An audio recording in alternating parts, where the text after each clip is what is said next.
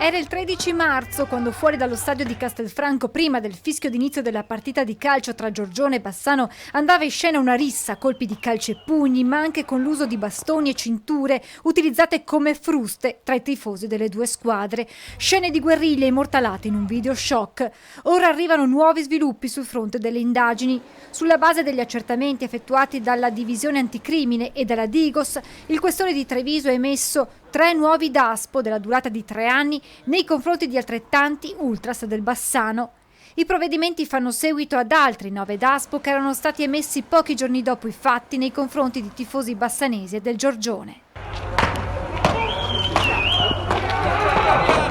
L'identificazione dei destinatari della misura è stata possibile anche grazie alle immagini estrapolate dalle telecamere di videosorveglianza della zona che hanno permesso all'ufficio della Digos di ricostruire nei particolari le azioni messe in atto.